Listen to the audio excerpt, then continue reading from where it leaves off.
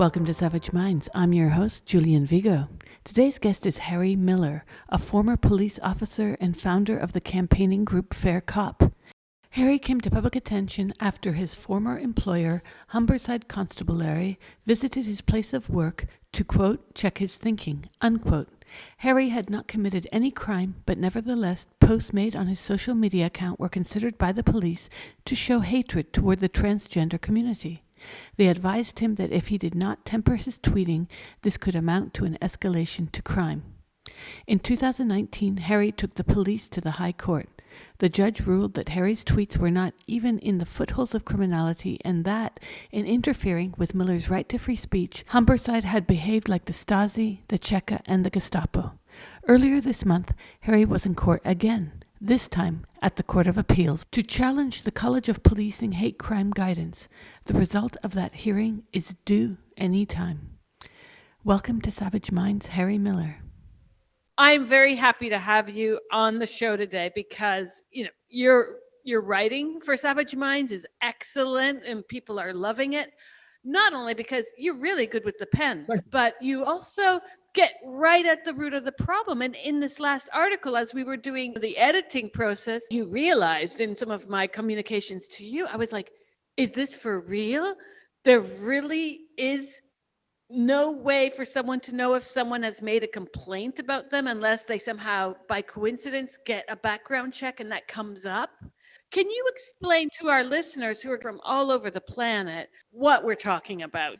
Okay, so since 2014, the College of Policing, which is the professional body overseeing all the police forces in England and Wales, they issued this thing called the hate crime guidance. And the hate crime guidance categorizes hate in two ways. It categorizes hate as a motivator for crime, so that's criminal hate.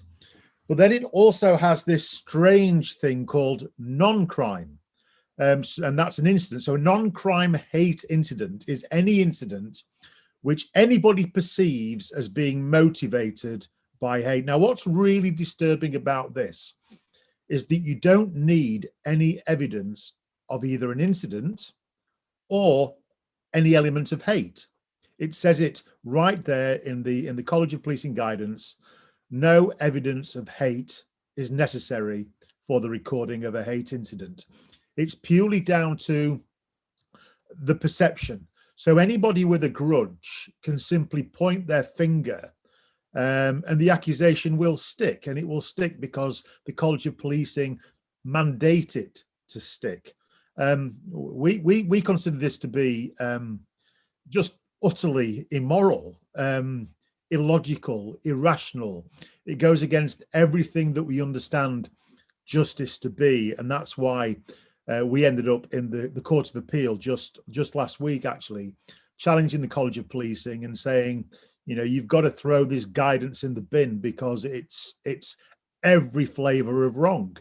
So that's what my particular fight is about. And I know you're not going to receive the judgment for some time. It'll be out in May. Is that correct? We don't know. The optimistic school of thought is that it may come in before Easter, which is only, a couple of weeks away. The reason for that is that I understand, and I didn't know this, that the legal year runs from Easter through to Easter. So it may be that the court want to wipe up their business from this current year before they launch into their new legal year. I personally think it's unlikely because whichever way the Court of Appeal rules, they're going to have to write up a very, very long justification because it can go one of two ways. They can either rule in my favor, in which case the College of Policing has to get rid of their ridiculous hate crime guidance. And then what are they going to do with 120,000 non-crime hate incidents they've got recorded against people? What are they going to do with those? Because if mine was unjust, then there's 120,000 other unjust ones. What are they going to do with that? So it's a big decision if the Court of Appeal rule in my favor. It undermines policing not just in this country, but right across Europe, this notion of perception-based crime and perception-based non-crime is it's a pervading ideology which has crept into policing right the way across Europe. So where Britain goes, Europe tends to follow. And so they've got a huge decision to make. But on the other hand, if they rule against me and in favor of the College of Policing, what they're doing is they are agreeing that secret police recordings for non-crimes, which are entirely unchallengeable, is a good thing. So either they've got to support the police and go against liberty, or support liberty and undermine the police. It's going to take the wisdom of Solomon and the bravery of a David to sort of square that circle, I think. I mean, I do think that we had a very good bench. Unlike at the High Court, where we had one judge, at the Court of Appeal, we have three judges. We had two women, very, very senior judges, and a fella. And they did seem to get it. In fact, Lady Justice Simler, she had this incredible moment where I think it dawned on her what we were talking about, because she said to the opposing counsel, she said, "It seems to me that I would be better off having committed a crime than merely having committed an incident. Because if I was accused of a crime, then I can rely on the presumption of innocence, and the burden of proof rests with the police, which gives me some degree of protection. But if I'm simply accused of an incident, there is no burden of proof required. There's not even any evidence required. So I'd be better off being accused of a crime than an incident. How can that possibly be?" And to be fair, it wasn't only her eyebrow that raised. I mean, her entire face was a picture of puzzlement. And to be fair, she got that. She's one of the few that does get it. I realized this 18 months ago, that I'd have been far better off having been accused of a crime than simply an incident. Because with the crime, I could defend myself. You say, I didn't do it. Unless you can prove that I've done it, my record is clean. Not so with an incident. So that's where we are. Yes, and it's this kind of slowly boiling frog that we see within the trans encroachment of women's and children's rights, where women, I just interviewed Linda Blade yesterday, and she detailed for me how, and others as well have detailed how the International Olympic Committee never asked women sports figures what they thought about having men on their teams, but they did invite men who identified as to be part of that decision to let us out of our own sporting category. And similarly, this kind of detailing of a hate incident, but it's one of those gray areas. Again, like I said in the introduction, we wouldn't necessarily know we had any points against us unless we actively went to search it out, or someone did it for us in a background check. And this can cost people their livelihoods as well. It can cost them potential jobs if a potential employer sees that they've had a hate crime incident on their background check.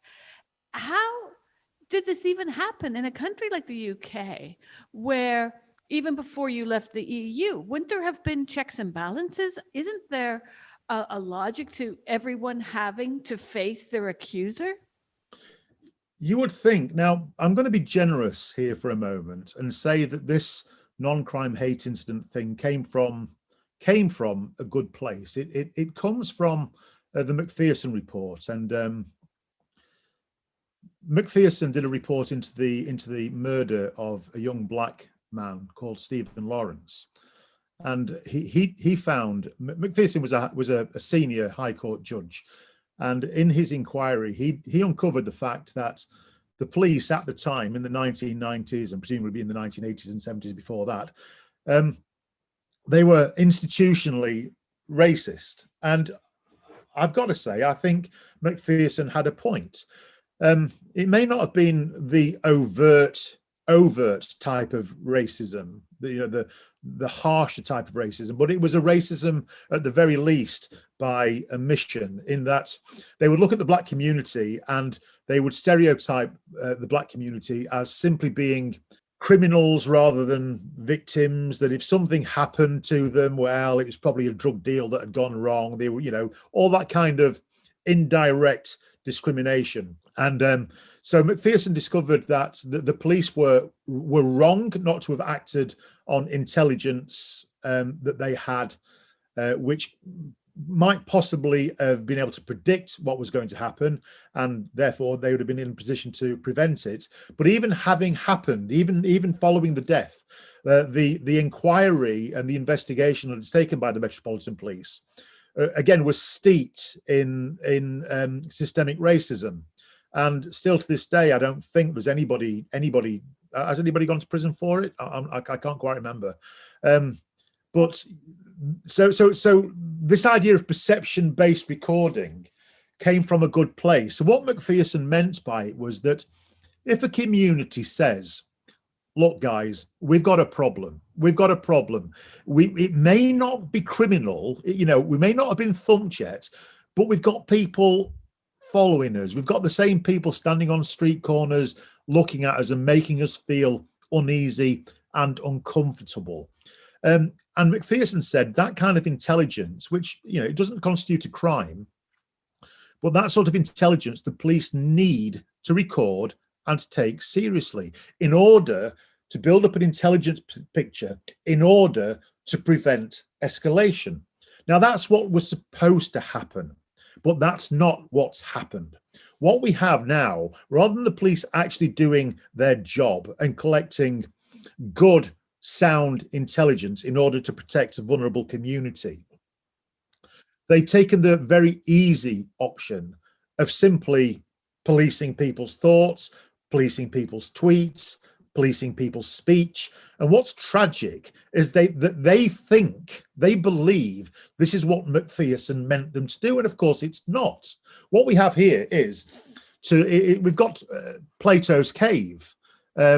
It's a very, very old metaphor, isn't it? The metaphor of the allegory of Plato's cave. But that's what's happened. The police have mistaken the shadows on the cave from the actual substance that they're supposed to be policing, and they're patting themselves on the back and saying, "Isn't it wonderful? We've caught all these people saying rude things or naughty things, or saying men can't be women, all that kind of stuff." And they honestly think that this is what Macpherson meant. Now, I know people who know the late Mr. Macpherson, and they told me to a man that he's horrified by what the police have done with this report, because that is not what Macpherson meant the police to do.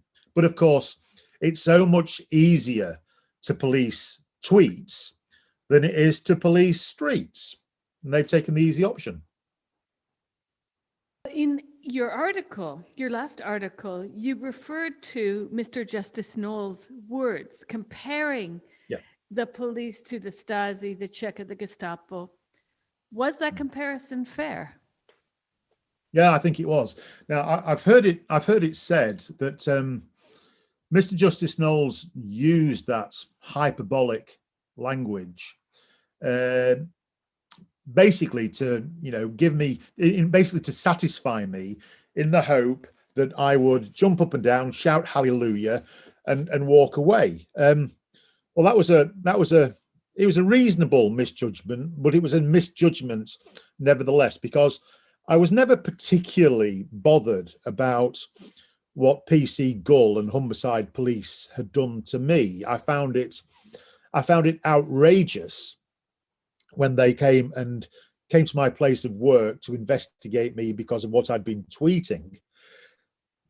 But it was more as a point of principle than personal, I think, because I'm an ex-policeman myself. I'm financially pretty independent. I own my own company.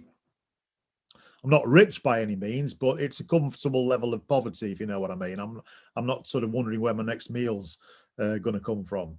So personally, I was quite happy to, tell Peace Eagle to just bugger off. But what I recognised was that in approaching me in the way that he did, based on the accusation of one lunatic accuser who'd been offended by something I'd said, but this was a real problem to me. I like to think of myself as a good, honest citizen, and I like to think of myself as being part of the grand tradition of Englishmen who would stand up and do the right thing, who would fight the French at Agincourt, who would fight the Germans in Europe, who would stand up against Nazism and what have you. I've always considered myself to be just a decent sort of bloke. So when the police came and started talking this absolute nonsense, and they famously came and said, "We need to check your thinking," this affronted me. This affronted me at every single level, except really, I suppose, a personal. I didn't care less. But as an Englishman, as a free person, as a person who believes in the principle of liberty, I was highly offended by it. Highly offended. So when Mr. Justice Knowles agreed with me that the actions of Humberside Police were absolutely crazy, and he likened Humberside to the Stasi, the Cheka, and the Gestapo, I think a lot of people thought that would satisfy me, and I would then walk away happy and rejoicing, and I would leave the bigger beast, the College of Policing and its ridiculous hate crimes guidance, alone. And they were wrong, because it was always the College of hate crimes guidance that I was after. As far as I'm concerned, Peace Eagle and Humberside, that was a little skirmish in the foothills. The College of Policing is the behemoth on the mountain, and that's the one I want to take down. Well, in the States, hate crime legislation got kicked into gear in the aftermath of Matthew Shepard's murder, the gay man who was brutally murdered. And these cases become emblematic as this societal, even cultural nexus point for people to come to terms with the fact that things were bad for, say, gay men or gay women. And so we're going to right that wrong by clamping down. Now, the sentiment of guilt is something very human. I can understand people feeling even guilty, because how many people haven't murdered a gay person, but were certainly homophobic? And I think a lot of what's caught up in legislation to make hate crime a reality, or these unofficial, not laws, but codes and suggestions that become heavy-handed, are those people who suffer a form of guilt over what they have done or haven't done in their lives. And this, to me, parallels some of the issues that you'll see in the States. Very interesting arguments on both sides for and against payments to African Americans because of slavery. And so I've thought over the years about these arguments, because the slavery issue comes up every 15 years or so in the States. And I've thought long and hard about this, and what benefits and what other system could be made better. But censorship of ideas being language, because how we think, even if you tell me that I'm free to think as I want, but I just can't speak those thoughts because you're the arch lord of all things, I still use language to think. And this is the pernicious part about hate speech. It's hate speech censorship, is that it's controlling our basic way of even relating to ourselves. It's not only about what I can say to you, or what I could email you or send someone in a cutout, like kidnapping style letter. It's the way that we use words to think about our reality. And you came to this encounter with the police where you live because of the trans activists. And this has been something that has popped out all sorts of issues. On the one hand, women's and children's rights, but freedom of thought and speech is a really big freedom that we cannot take for granted because, as you probably have heard, there's been now an arrest in Canada of a Yeah. man who simply wanted and wants to protect his daughter. So there is a real undertow to this movement that's going at all avenues. It's do you remember the jam jars incident a few years ago where Heather Brunskill-Evans and Julie Bindel and other women were on the stairs waiting to enter, and they were attacked by Sisters Uncut members? Yep. Yep. Well, the person who put that together, a man who was not involved in this discussion before, he lost housing over this. I mean, I've talked to people who've lost jobs, who've lost opportunities to work in new jobs, people who have been sidelined from their entire social circles. So we're seeing where this policing of language is happening quite overtly and proudly. And people seem to have no self-conscious. I was told in a group, Reclaim These Streets, over the past 48 hours that I'm transphobic because I said men are not women. You couldn't get into medical school if you said something like that men are women. Well, no, I don't think anybody actually believes any of this nonsense, do they? I mean, we did. I downloaded the College of Policing's accounts from Companies House a few weeks ago because, unbelievably, the College of Policing is a private limited company, just the same as Specsavers is a private limited company. So, one of the benefits of that is that their financial records are accessible. So I downloaded their accounts, and apart from the very real problem of the amount of money they're spending, which is over 50 million a year, and the amount of people they're employing, over 650, on an average salary of around about 56,000 each. I mean, that's a problem in itself. But when you really delve down into the accounts, you find a section on that maps their employees and the nature of their employees, the nature of the workforce. And for all of the College of Policing's insistence that there are more genders than male and female, guess how they record all their employees? It's only two categories, male and female. Because they know. Accountancy is a brutal discipline. It takes no prisoners whatsoever. And this is where we find what they really think and what they really do. You delve into their accounts, and they're as transphobic as you and I. They know that they only have two types of employee, male and female. It's just the whole thing is so dishonest. Well, this is ripe for an Airplane style comedy. Can you imagine, picking up the radio and saying, Patrol Unit 38, we're on the lookout for an agender, non-binary, topsy-turvy, blue-haired, unequal style cut. I'm sorry. People might, the woke might say, oh, that's very mean. But, Harry, I've had it. I go through periods of just thinking, am I in some kind of nightmare that I haven't woken up from? Because to read in, Reclaim the Streets, men are in there. There was a discussion about, should we allow men in this group? I kid you not. When I said, well, there are men who claim to be women in this group. And what I take issue, I don't have a problem if men are in this group, but let's not pretend that the men who identify as transgender are less of a threat. It's right up there with Bugs Bunny and Daffy Duck kind of antics, like when Bugs Bunny puts on the glasses and tells Elmer Fudd, you wouldn't shoot someone with glasses now. Or when he does the infamous, Barber of Seville, and he's tricked Elmer Fudd. Now Elmer Fudd, of course, doesn't know it's Bugs Bunny giving him the haircut and beard cut.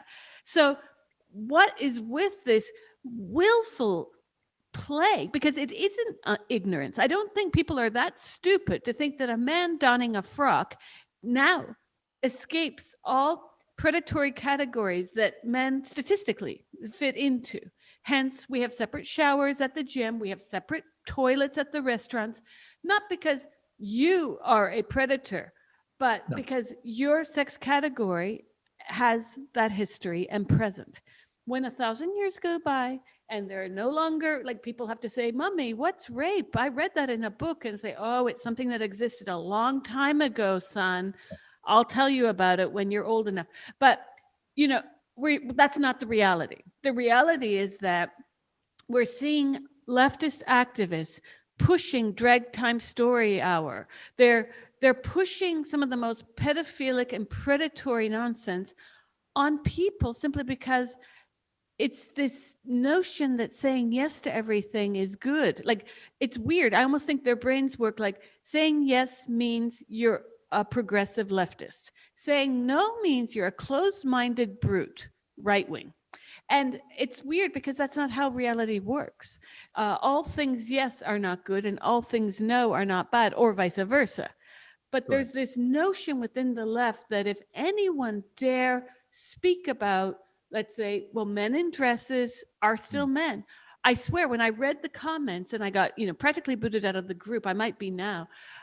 I just thought, well, these are intelligent people. They all have incredibly elaborate vocabulary. They've been to likely the university, and they're buying into something that if they said in a job interview for many jobs, they'd be disqualified immediately because they would be considered either crazy or difficult. Yeah. Yeah. So Yeah. we're dealing with a demographic, even within the College of Policing. Like, who's calling up the police to make complaints? Well, we saw this in Canada. Jonathan Yaniv was told by his local, was it fire department, I believe, that if he called up again, he'd be charged with offensive communications. This is when he got stuck in the bath. Yes, yes. And he keeps making really vexatious claims about people. The Jonathan Yaniv in the UK also exists, who has a penchant for golfing. And it's interesting that in the UK, this person has been able to bring case after case against anyone he perceives as transphobic. But I have yet to see an argument made that this person is abusing the legal system, making vexatious claims against women mostly, but also men. Yeah, it's a problem because we have this thing in the College of Policing hate crime guidance. They have this thing called secondary victimization. And if you read the definition of secondary victimization, it basically prevents police officers from applying any test of reasonableness or rationality to a complaint. Because, hey ho, if you question the accuser, then you are turning them into a secondary victim. You are then committing a hate crime against them by not believing them. So there simply is no filter, no possibility of a filter really to siphon out the lunatic. So in my case, we had one accuser in my case, someone who was granted the status of protected status, given anonymity by the police, and they were designated as Mrs. B. Now that's a scary name, isn't it? Mrs. B. Anyway, Mrs. B submitted a statement to the police, which the police then submitted to the High Court, and the statement said that 80 years ago, and they said this without pausing, coughing, stuttering, or laughing. They said, 80 years ago, I would have been persecuting the Jews. 40 years ago, I would have been persecuting the blacks. 30 years ago, I would have been persecuting the gays. That's what it said. And the police read this out to the High Court as the witness statement as to why it was correct that I should be deemed a dangerous transphobic hater. That's just utter nonsense. I mean, 80 years ago, I wasn't even a twinkle in my grandparents' eye. It's just nonsense. But of course, there simply is no filter. There is no filter because the second the police apply a filter, hey ho, the accuser can then accuse the police of committing secondary victimization. This is also interesting because if this is drawn out to its full dimensions, when words in 40 years are understood as hateful, people could feasibly go back in time and say, oh, but this person said on the BBC this, and now that word is verboten, so let's go after them. In a way that we do see when, I mean, it's not a complete parallel, but yes, when you're seeing very low level 90-year-old former Nazi guards standing trial, and it's like, wait a sec. And I've recently gotten into looking at the judgment at Nuremberg. I'm quite fascinated by this, the way in which it was decided which would be the top tier to prosecute. And then in the years later, lower tiered individuals were prosecuted. But we all know that when you are, best example I can come up with now is the war on terror pretty much resulted in one conviction of Saddam Hussein's driver. And that's pretty bad, because the driver anywhere in the developing world is going to be someone who's a step from living on the street. These are people who are picked up and they're given a job. So to think that the United States has, after all their special registration nonsense, where they had every man from Muslim backgrounds had to go into then the INS, Immigration Naturalization Service, which became later Homeland Security, had to be interviewed and explain their reason for being in the States. All Muslim countries with the exception of North Korea. And they had to all do special registration. Meanwhile, there were 14,000 Muslim men disappeared from the United States during the first 2 years after 9/11. And all for this, we got Saddam Hussein's driver overseas. And there were the black sites, about the waterboarding and the other torture methods. And I'm thinking, this isn't a very good turnaround. I mean, for all the alleged threat made to us, we didn't see it in terms of post 9/11, that is. We didn't see anything come out of it. And the guilty parties were the most anodyne actors on the scene. And then the actual issue with what constitutes hate speech. I mean, what is hate speech? Well, Matthew Shepard was killed because he was gay by individuals who were homophobic, and it could be even argued some might have been homosexual and self-hating homosexuals. I mean, who knows if you were to follow the lives of those individuals until their end. But we have seen this kind of push to criminalize any thought, because this is the other part, is the police are being put in the position of having to be the thermometer for public engagement. So right now, where trans is the biggest thing, that you get brownie points for getting another transphobe, right? Yeah, absolutely. What happens in 10 years when this is on the other side of the hill? And we're seeing it debunked. We're seeing the Tavistock I think the Tavistock is going to crumble sooner or later, because it's not possible that the 4,000% increase in referrals, the use of these very dangerous puberty blockers and cross-sex hormones, which have resulted in all kinds of physical damage, from bone density loss to possible sterilization to other functions. I mean, in the studies that were done on sheep, there are issues around brain function. So how is it possible that in 10 years, these very same police officers who've aged 10 years might then have the mandate to then report the people who are sending their kids to gender clinics, if that were the case? I'm not in favor of that either. I do think that there needs to be some kind of moderation on how we even understand the police's role in enforcing what seems to be public policy and not law, in the sense of, if I hate you, let's say I hate you because you wear glasses and I have this weird thing against glasses.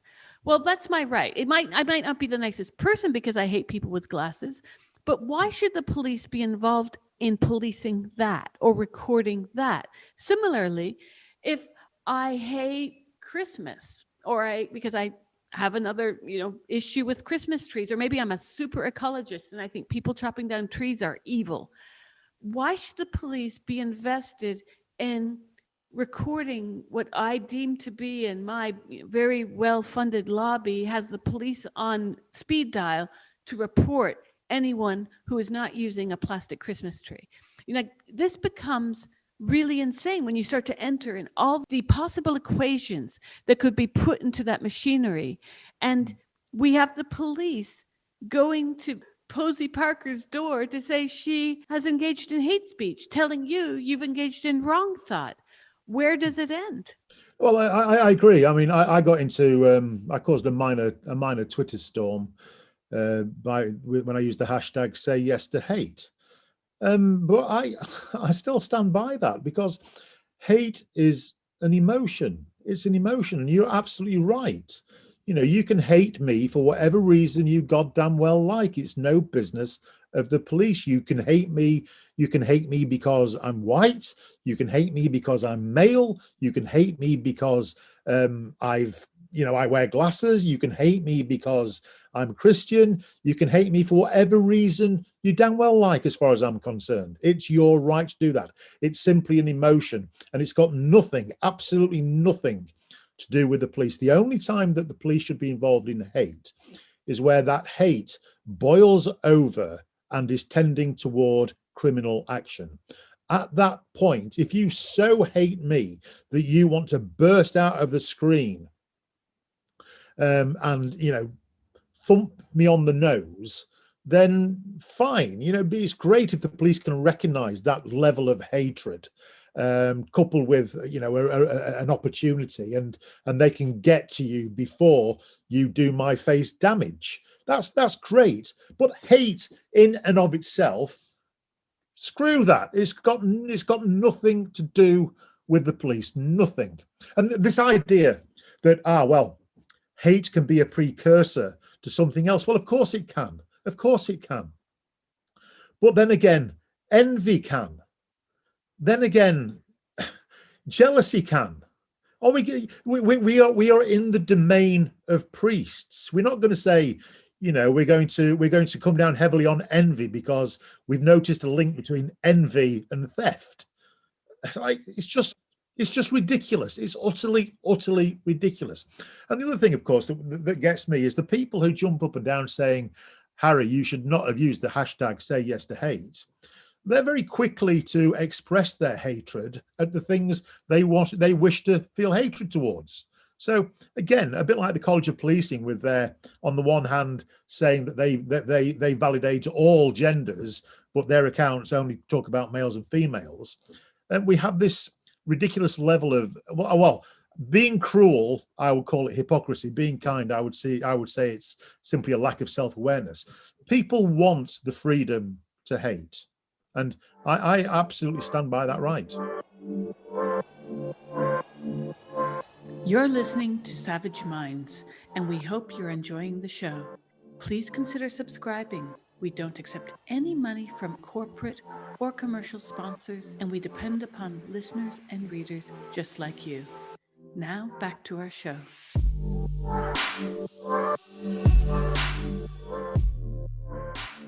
There's that category of person who says, well, I don't judge others. I'm not judgmental. And when they, get me around them for 2 minutes, I turn around and I inevitably say, of course you do.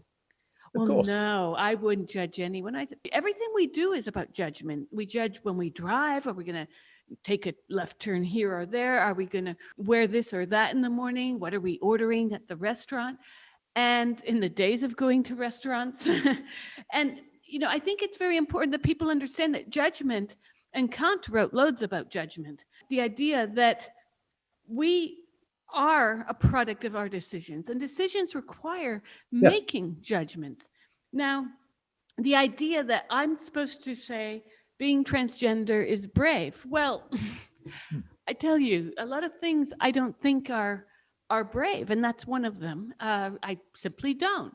And I also don't think that someone who identifies as is what they identify as, in the sense of, if you are a race car driver, I presume that you actively race cars. I don't presume that you're at home playing Nintendo race car driving games. I make that distinction.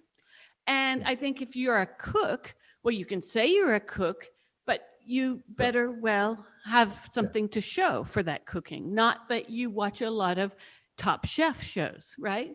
So I think we have made the mistake, and the internet is largely to blame for this, but also narcissism Yeah. and materialism. I think this idea that words make us and not our actions is what's happening here. And it's a very interesting thing to me because I had a really great classics professor years ago who taught us about the word fingere, which is a word that in Latin means it comes from making clay and molding. It's also the word basis for fiction, storytelling. And he talks about in the days of Plato that there was truth and there was lie. The idea of fiction is something that developed over time. There was no morality behind why someone did right or wrong. It was very much, did they tell the truth or did they not? Not why did you lie or why did you tell the truth? Where we have more complex systems today to sort of say, well, he identifies as a woman, and now we've got the backup choir saying, therefore he's really a woman. Then we've got all these institutions saying, you damn well better say he's a woman. Oops, she's a woman, or else. And there are so many levels of bullshit on this gender tortilla that we are screwed to get out of it. Like I just realized, being in the Facebook group Reclaim These Streets, that the people in there have disempowered women. Women themselves are doing this, by the way, to such a degree that how are we supposed to discuss the brutal murder of Everard or our safety on the streets, be it in the UK, be it on the streets of Chile or Santiago de Chile, if we can't agree what a woman is? If we're going to pretend that all it takes for you to be a vulnerable person, Harry, is for you to put some lippy and a frock on, and that if I put on my 501s and cowboy boots, then I'm a potential rapist? I mean, this is ridiculous. If everything's about feeling investiture, then we have completely stepped away from the notion of reality. And that's a judgment that the people who say I'm not judgy, need to step back and evaluate, because this notion that they're being agreeable by saying, I don't judge, is a lie. It's very much the same lie that people who say, but trans women are women, because you know damn well that they're not. These people don't really believe it. No, of course they don't. They they're not going to sleep with one, are they? They're not going to date one. They're not going to do that. They're simply not. If you're a bloke and you're attracted to women, you're attracted to women. You're not attracted to trans women. It's as simple as that. And you can call that transphobia. You can call it what the hell you want, but I call it reality. It just ain't going to change. And when we see Owen Jones dating a woman who identifies as a man, I would then maybe give some of his words credence, but we're not seeing that.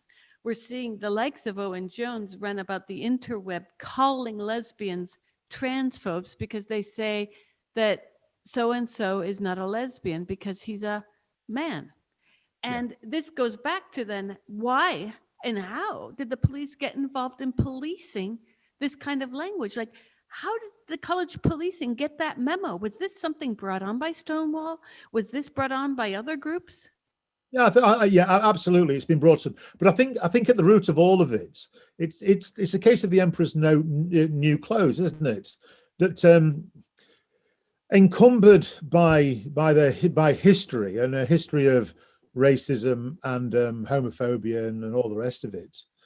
They're afraid of telling the truth, lest they be considered racists, homophobes, or fools. But they all know deep down that what they're talking is quite literally bollocks. They know it. They just daren't admit it. They don't be the first one to admit it, in case they be thought of as as somehow evil and regressive. It's terrible. Then of course it all gets fully ingrained because they invite in these highly ideological, cultish type human rights groups, so-called human rights groups like Stonewall, and then Stonewall embed their ideology into police policy. I mean, 18 months ago, one of my moles in the Met called us to a meeting, and we met at a little cafe, and we had bacon and eggs and a lovely time. And we logged on to the police intranet, and he showed me documents, and you're looking through and thinking, this is absolute nonsense. Who's written it? Who's writing this nonsense? And it was about how police officers should treat prisoners in custody. And it said that a prisoner has the right to name their gender and to be searched by a police officer of the corresponding gender. It says it right there. So what do you do if you get arrested and you say, okay, I'm not male and I'm not female, but get this, I'm not trans either. I'm what I am is I'm Tetris gender. Now, according to the police policy, the police are going to have to go off and find a Tetris gender officer to come and do a search on me. Well, it's utter nonsense, isn't it? I mean, there are no Tetris gender officers because Tetris gender is entirely made up. It's nonsense. But this is what happens when you allow ideologues to come in and to insert their cultish language into policy documents. And then the application of that policy then becomes entirely arbitrary. Well, that's not the basis for law, and it's certainly no basis for the police to be, who have the power to hold people in custody, have the power to search people. I mean, one of the things that my friend was so concerned with was that on a Saturday night, you pull in some hairy-arsed bloke, and you think that he's got a wrap of drugs wrapped round his penis end or up his arse or something like that. All he needs to do is say, tell you what, mate, I'm a woman. And then my police officer friend has then got to find a woman, one of his police women, to come down and do the search, an intimate body search. And he said to me, he said, Harry, this is terrible because in effect, what I'm doing is I am going to be ordering my staff to be sexually assaulted. Well, it's just wrong on every single level. And I place the blame partly at Stonewall's feet. But lunatics are going to loon. That we know that they've got this agenda, and good luck to them when they try and get it inserted into everything. The real culprits are the police, the CPS, the entire justice system, and any organisation that invites these lunatics in to write their policy, because it's utter lunacy. We're in a trench at the moment. I feel like the fire is coming from all directions. We've got trans activists who can't even decide what their identity is. You have those that are fighting to have it taken out of the Diagnostic Statistics Manual, others who are saying it has to remain there or they won't be covered by insurance. Then more recently, I saw 2 days ago, Amazon was going to delist any book, get this, any book where the relationship between gender dysphoria and transgender identity is made. That's how we have transgender identity today, because it came along from psychiatric manuals like the DSM. It was considered, even if tomorrow it's decided to be taken away from this manual and removed entirely, which, let's hope not. It has made its way to us because of psychiatry. So now they want to burn the bridges that brought it to us and make it as if it's just comme des garçons, Gucci. It's another brand of identity. And as a leftist who finds myself completely alone in this, with a few voices out there, thank goodness, but pretty much alone because the left has lost its sense of direction in terms of addressing class issues, poverty, historical material reality, this is one of the most divisive narratives, and I would even say it is the most divisive narrative I've witnessed in my lifetime, because this is the one narrative that atomizes individuals, it separates us and everyone for themselves. Well, especially in lockdown, we've seen who's able to spend the time with themselves and who not. I mean, the way everything has taken place in lockdown, it's been women primarily, not just in the UK, but across the planet, who have had to give up their jobs to stay home, because still they are the ones who tend to have the lesser income. Now, then you have, I just saw that you retweeted Claire Fox's going against the latest proposal for misogyny to be part of hate crime. Now, I have to say, I agree with a lot of what she said on this. And I know some feminists might not actually agree with her, but there's a whole precedent to how hate crime got to be where it is today. And when you have certain caveats for what kinds of crimes are worse than others, you create exceptional cases for criminalizing certain types of behaviors and not others. Who decides that someone beating up someone just because they're a sadist, or beating up someone because they're a woman or gay, which is really worse? See, I think the damage comes down to the person with broken bones, not why they were broken in the first place. It just seems that hate crime is about moralizing intent and not dealing with the reality of crime itself. Yeah, absolutely. And that's why I've said in the past that this is the purview of priests, not the police. It's down to the criminal justice system, of course, to prove mens rea, obviously, the guilty mind. But beyond that, the guilty mind linked to a guilty action, it's got absolutely nothing to do with the authorities and the police, what I think or believe. Nothing, absolutely nothing. And it's dangerous. And as earlier we were talking about how the policing of language polices thought, and it's very, very true, because ideas are iterative as a rule. And they're iterative because we express them and somebody there hears them and then they challenge them.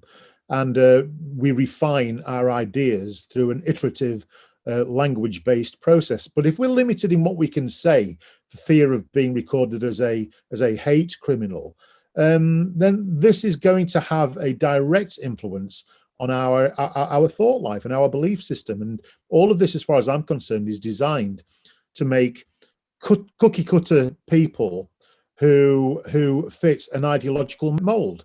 So this is precisely, of course, what Stalinist Russia, what East Germany, and what Adolf Hitler attempted to create. And so, to answer our original question, was Mr. Justice Knowles using hyperbole when he warned that we've never had a Stasi, a Cheka, or a Gestapo in this country? I don't think he was being hyperbolic. I think that he was sounding the alarm on a very dangerous direction of travel. And I think the wise thing to do is to heed that alarm. Recently, we've seen with the Clapham Common vigil of Sarah Everard, and the way in which the police handled that situation being quite distinct from how the police were handling last summer, the BLM protests or Antifa protests in the States, etc. The police are approaching demonstrations quite differently. Although I put a caveat here in what I'm saying, because when I read the BBC commentary criticizing the police, I thought, these were not radical feminists out there. No. These sound like groups that have a lot of men in them, because the BBC would never report on women's rights groups in this way. It got too much coverage for it to be actual feminists. And then, sure enough, I joined the groups on Facebook, and Reclaim the Streets is what I call meninism, not feminism.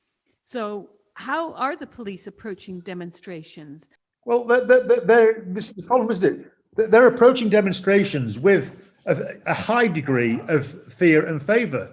They're deciding they're taking a very light touch approach to those groups whose ideology they either agree with or whose groups they're afraid of.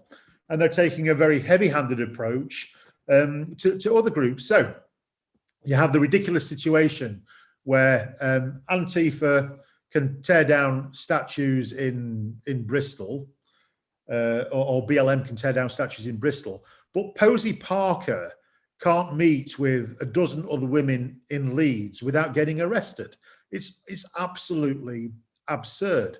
And this is why I think we need to be very, very aware of anything that when the police operate and it's got even a slight whiff of political decision making about it. I think that we have to be very careful and we have to resist it, because that is the way to totalitarianism, and that is precisely what Mr. Justice Knowles warned about. Well, it also raises the question of who is sending these messages, not just to the police. We saw this with schools in certain parts of the country, especially Brighton and Hove, where schools are being sent the genderbread person so they can, from that image, preach the gospel of gender to the kids. And there is no oversight of which organizations are having access to enforcing how kids are learning, what kids are learning, or in the case of the police, how is it that private organizations, even charities and NGOs, are able to have a hand in making law surreptitiously, even if it's not officially a law? Well, this is all law. This is all law and justice and punishment and censure by the back door. For instance, since October of 2020, and after my judgment against Humberside Police, the College of Policing, rather than being more cautious, they're now acting in a way that can only be described as absolute, utter, untouchable arrogance. Because since October 2020, they've now mandated and sent police on a mission to check the thinking of children, school children in schools. So if a child in a school now utters the wrong words, displays the wrong type of thinking, they are now eligible to be recorded on a hate database. Children. Now, when I look back at what I was saying, when I was 15 and 16, I had some crazy thoughts. One day I'd be a bloody fascist. The next day I'd be joining the Communist Party. I was all over the place because that's what kids do. Kids are exploring the world of ideas, and you should be free to do that. Absolutely free to do that. But now, of course, we run the risk of, you say the wrong thing, you object to the wrong thing, you say, I don't want to go into the toilet with that girl because that girl's got a set of cock and balls.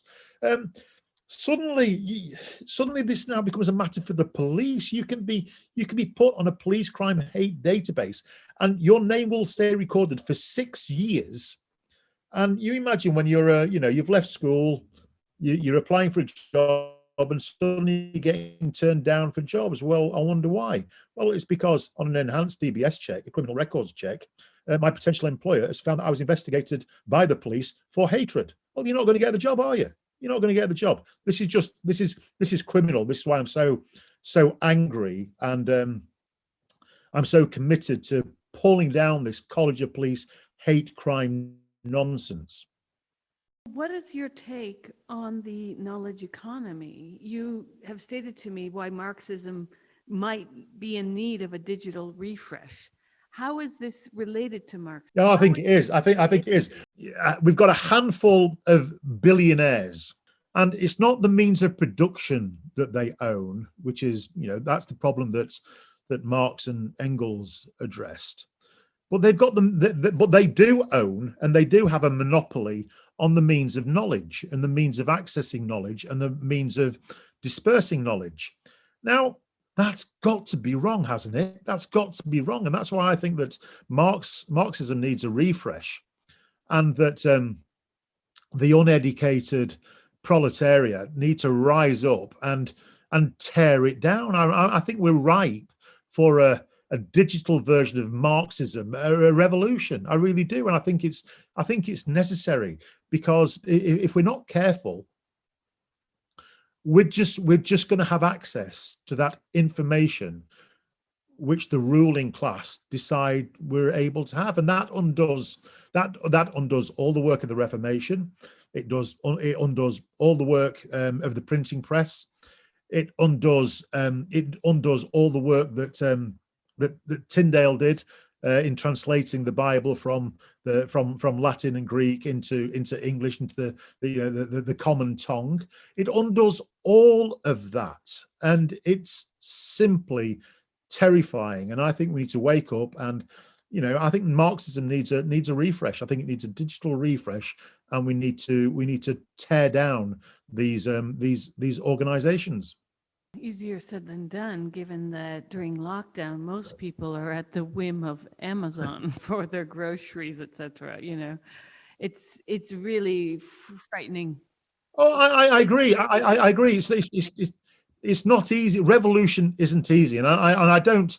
I'm not expecting some sort of Russian style coup where we put Jeff Bezos and Mark Zuckerberg and etc. up against the wall and shoot them.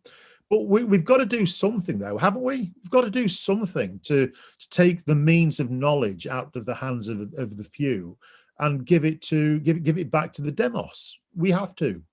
Well, this is a critique I've made for some time about the way that academics are taking over Labor Party, Democratic Party politics in the cases of the US and the UK, or the left, even further left than those two parties, has been taken over by the managerial class and academics.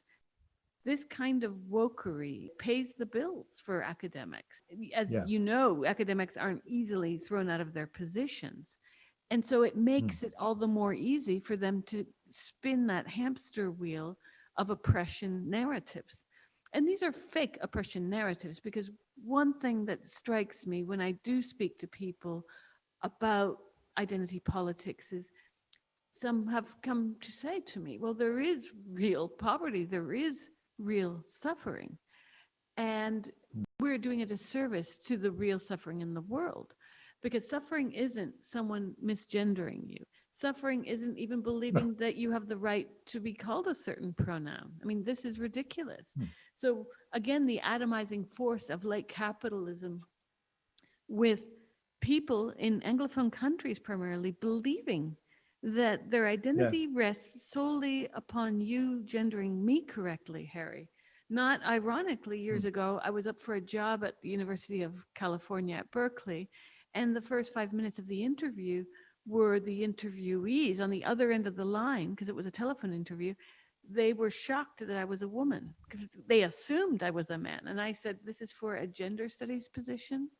So we see that even the gender theorists themselves are unable to put together the problems of what Judith Butler calls the incommensurability of difference with real life politics. And this is the irony, is that what Butler stewed up in this potion of hers over the years has resulted in there being an abyss between what elite academics think or pretend to think and what most of the world knows. And this is a real problem where you see people, I get very annoyed when I'm reading on Twitter or Facebook and people say, well, I believe that there are only two sexes. Excuse me, but there are two sexes. This isn't a belief system. This isn't the Protestant Reformation. This isn't a religious discussion. But we've been foisted into the center of a religious discussion by religious zealots. So I'm thinking of my interview 2 days ago I had with Linda Blade from Canada, who's been dealing with the sports side of this. And she said something that echoed for me very much, because we were talking about how when you make the suggestion that these men make their own sporting categories, create your own lobbies to have trans male or trans whatever you want to call yourself, they immediately say no, because it's part of this social performance. And she calls it social therapy. Blade said, well, this is their social therapy. They won't ever want to create their own categories because they want us to confirm their identity. That's why they're forcing themselves into our sports, into our locker rooms. So we can say, you're just one of the gals. as someone said on Twitter Yeah. the other day. I just want to bring cupcakes to your house. And I'm thinking, have you been living in Doris Day and Rock Hudson land? Because she's unreal and he was gay. So we're Yeah. being Exactly. stuck in the worst of movies with these, I'm just a gal. And when you see like a lot of these men who claim to be transgender, they're just men. The images they give off of, I'm just feeling girly today. And I have to hold back getting sick to my stomach because some of these images are so creepy. They're incel-esque. Mm. They have all the Mm. projections of women through this kind of prism of fantasy. It's often Yeah. rapey and it's often 50 years ago. Like, did the transgender identity have like a subcategory for people who are transgender in circa 1958?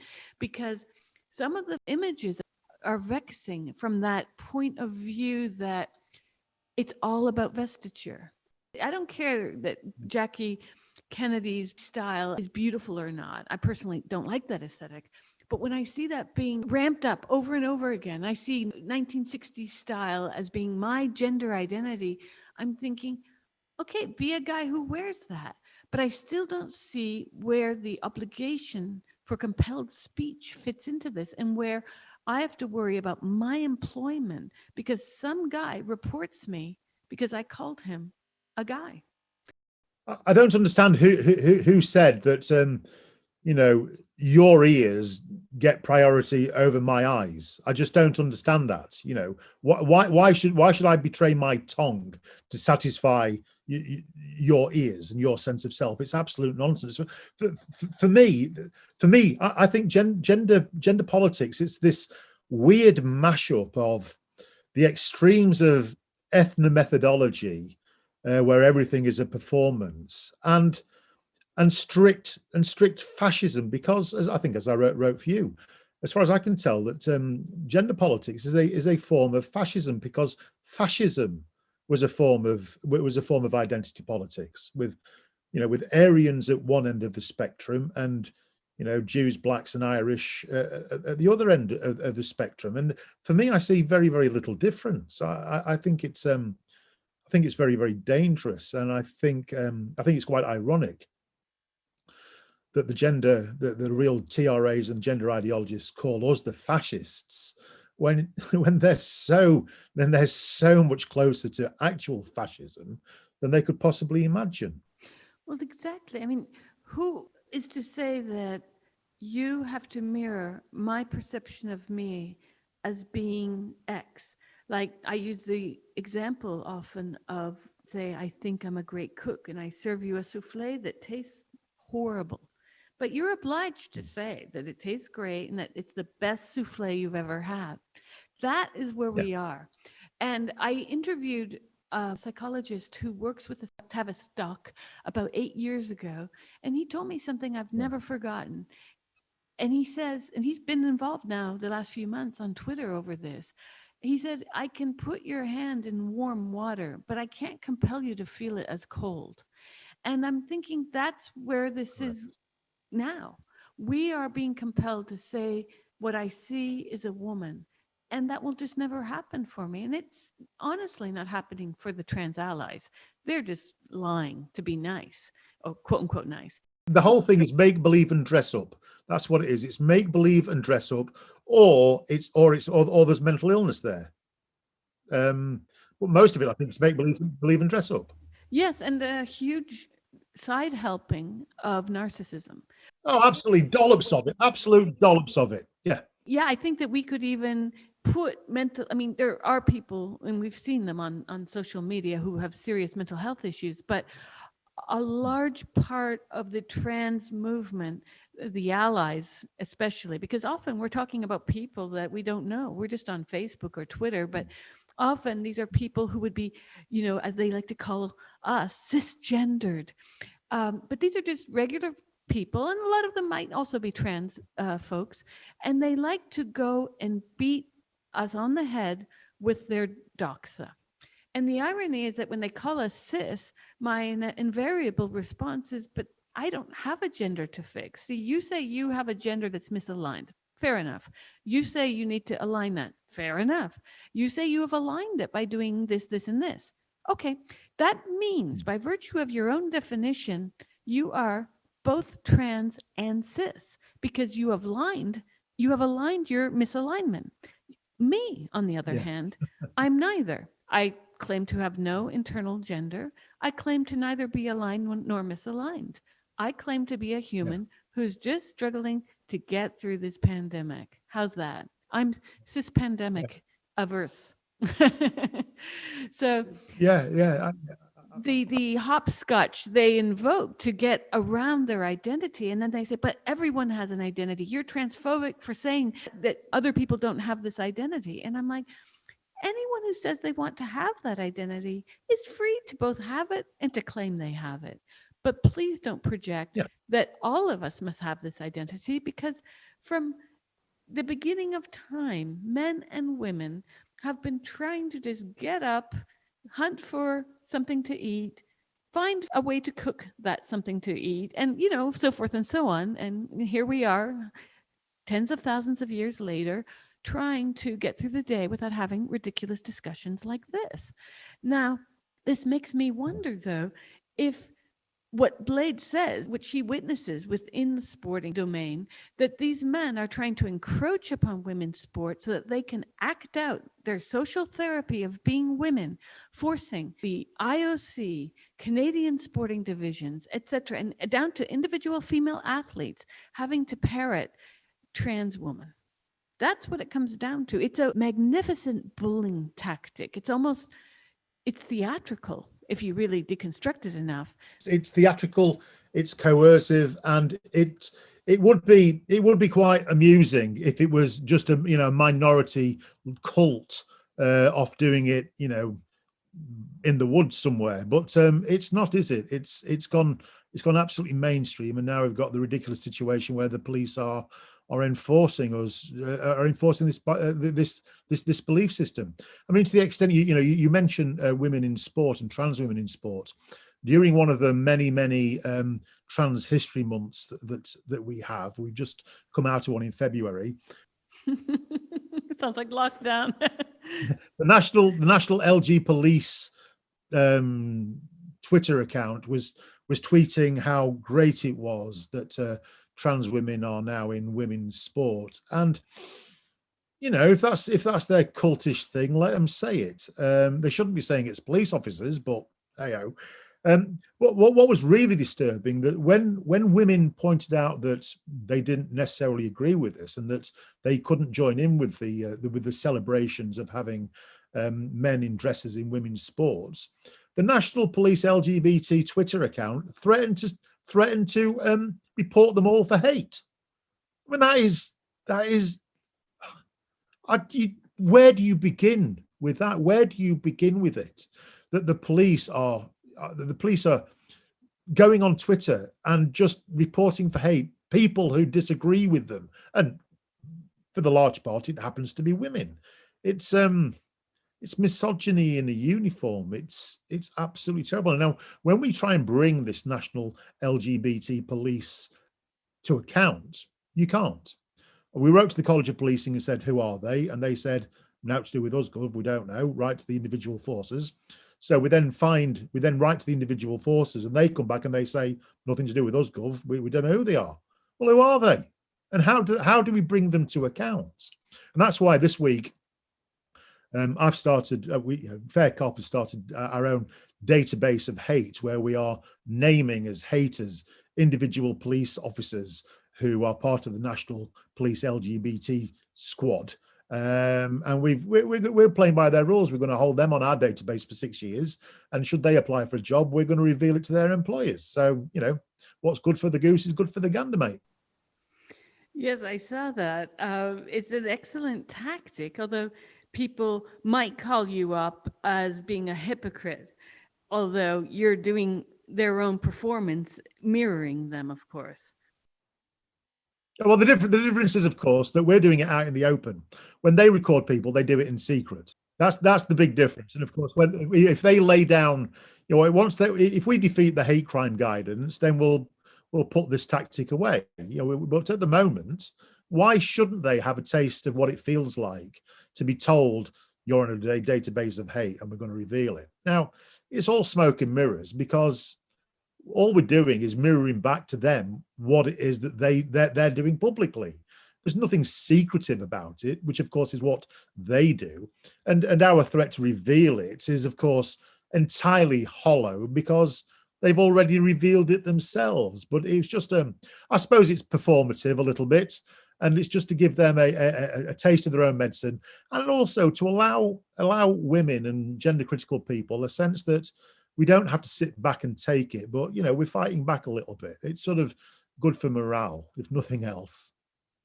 In Fair Cop, you're a group of various professions. You have people from the legal field.